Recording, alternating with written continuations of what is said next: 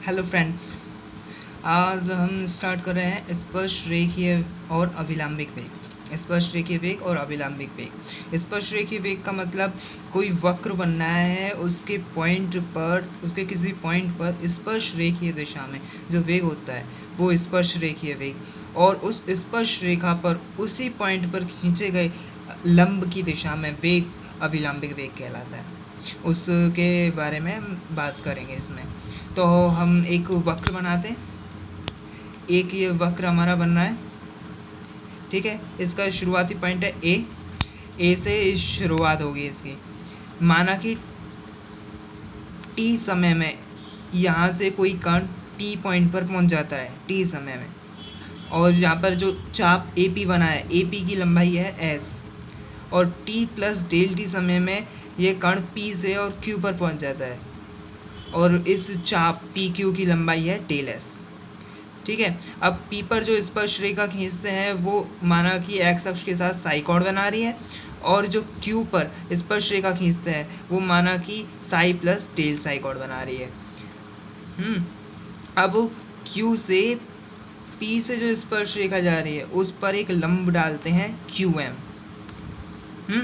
अतः अब इसका मतलब क्या होगा, ये लंब हमने डाला क्यू से एम, ठीक है, और ये हो गया पी पर स्पर्श रेखा जो एक्स अक्ष के साथ साई कोण बना रही है। ये क्यू पर स्पर्श रेखा जो एक्स अक्ष के साथ साई प्लस डेल साई कोण बना रही है। ये साई कोण और साई प्लस डेल साई कोण बहिष्कोण नियम के अनुसार ये कोण और ये वाला कोण, इन दोनों कोणों का योग इस बहिष्कोण के बराबर होता है, साई प्लस डेल साई। अगर ये साई है तो ये डेल साई हो जाएगा, ये डेल साई हो गया तो ये शीर्षाभिमुख कोण से ये वाला कोण जो है ये डेल साई हो जाएगा। ओके, ठीक। तो हम स्पर्श रेखीय वेग निकालेंगे। स्पर्श रेखीय वेग का मतलब क्या होगा, पी पर स्पर्श रेखा की दिशा में विस्थापन बटे समय। तो एकांक समय में पी पर स्पर्श रेखा की दिशा में विस्थापन स्पर्श रेखीय वेग। तो स्पर्श रेखीय वेग जो स्पर्श रेखा की दिशा में विस्थापन होगा वो कितना होगा, पी डेल टी समय में कोई कण पी से क्यू पर पहुंच रहा है तो स्पर्श रेखीय दिशा में उसका विस्थापन कितना है, पी एम, ये विस्थापन है। तो पी पर स्पर्श रेखीय वेग क्या होगा, पी पर स्पर्श रेखीय वेग ये कितना होगा, ये डिफाइन करेंगे हम ऐसे, इक्वल्स टू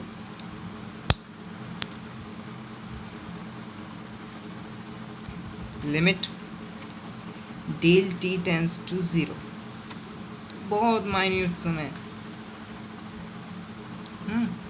डेल टी समय में पी पर स्पर्श रेखीय विस्थापन, ओके, अपॉन डेल टी, ये हो गया। अब डेल टी समय में पी पर स्पर्श रेखीय विस्थापन कितना हुआ है, पी एम, और पी एम कितना होगा, देखिए ये ट्रायंगल बनना है पी एम क्यू, जहाँ पे ये समकोण है तो पी क्यू,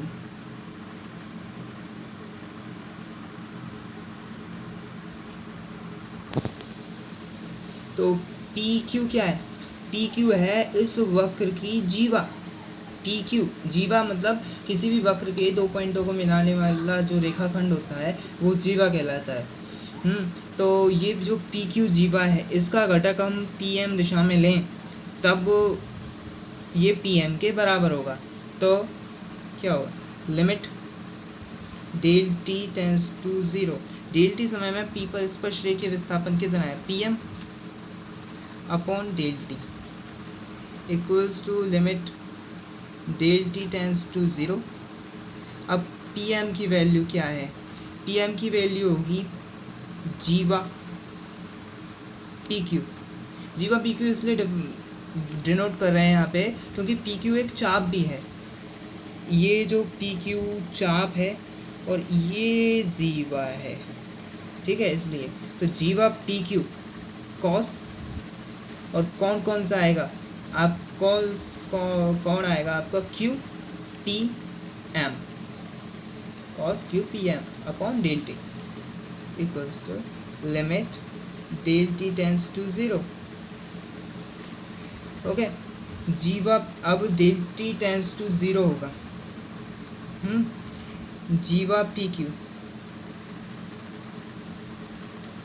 अगर डेल टी समय बहुत छोटा है तो जो ये डेल एस है आपका, ये डेल एस है ये वाला पी क्यू, चाप पी क्यू डेल एस, अगर समय बहुत कम है तो डेल एस भी बहुत कम होगा ये वाला। अगर डेल एस कम है तो जीवा भी बहुत छोटी होगी, तो जीवा लगभग बराबर डेल एस के हो जाएगी। Del t tends to 0 then del S tends to 0, तो जीवा टेंस टू चाप, तो जीवा चाप के लगभग बराबर होती चली जाएगी डेल टी लिमिट लगाने पर, ठीक है। तो ये हो गया आपका जीवा पी क्यू। जीवा पी क्यू हम एक चीज ऐड करते हैं यहाँ पे, del S, del S dot del S over del t, okay. और एक है आपका cos Q P M.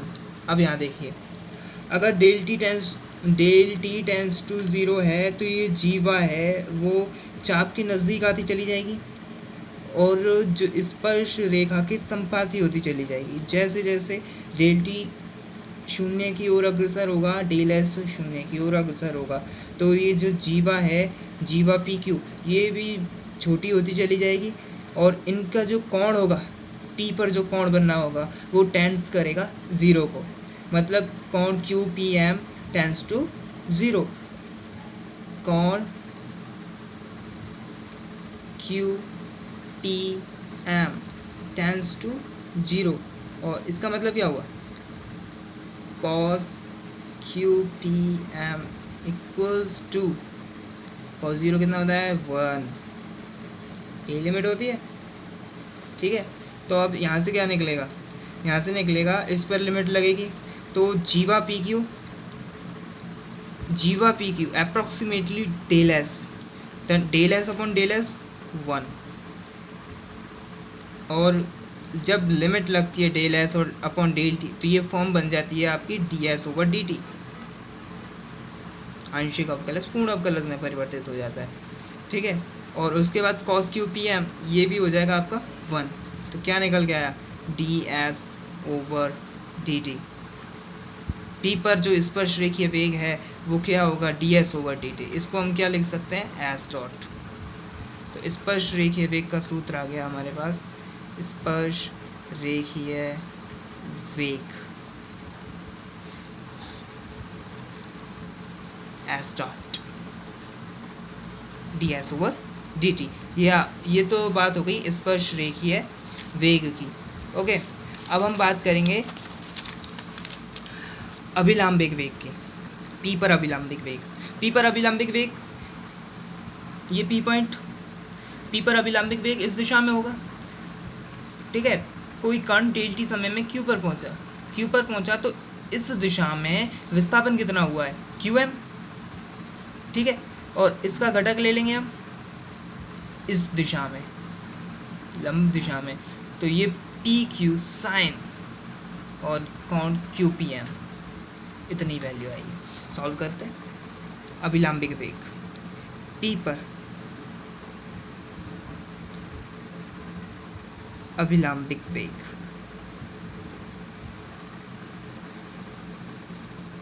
P पर अभिलंबिक वेग is equals to limit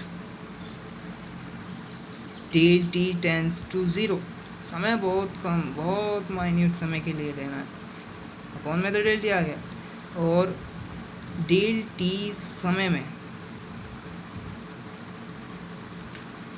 P पर अभिलंबिक विस्थापन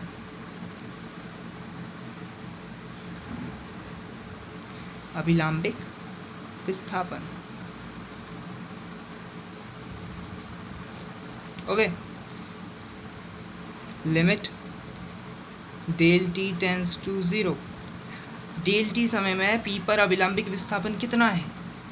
डेल टी समय में विस्थापन है qm, अभिलंबिक दिशा में qm, this is qm upon del t, qm over del t, और ये इक्वल किसके होगा? Limit del t tends to 0, qm की वैल्यू हमें चाहिए, देखना है इधर ध्यान से, ये qm, ये ट्राइंगल,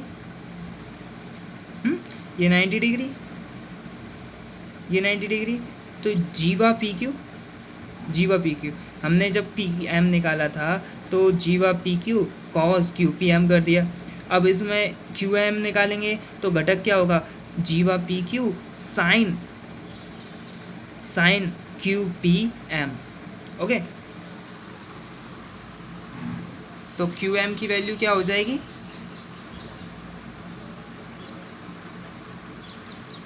जीवा P Q sine Q P M upon del t equals, वापस से वैसी ही कंडीशंस लगाएंगे हम, limit del t tends to 0। Okay, जब डेल टी टेंस टू 0 होगा, डेल टी टेंस टू 0 होगा तो वापस P Q tends to del S करेगा, मतलब जो जीवा की लंबाई है वो वापस चाप की लंबाई के संपाती होती है। ठीक है, तो जीवा P Q upon del S dot del S over del t, और साइन क्यू पी एम। अब बात यह है कि Q P M tends to 0 है और it implies sine Q P M equals to 0। Okay, Q P M tends to 0, तो sine Q P M equals to 0, तो it implies it is equals to 0। अभिलंबिक वेग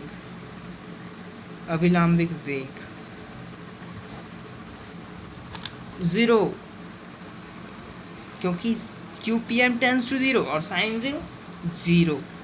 okay, तो इसका मतलब क्या हुआ? इसका मतलब ये हुआ कि कोई कण किसी पथ पर गति करता है तो उस पर परिणामी वेग केवल उस बिंदु पर स्पर्श रेखा की दिशा में होता है, उस स्पर्श रेखा के अविलंब दिशा में नहीं होता है।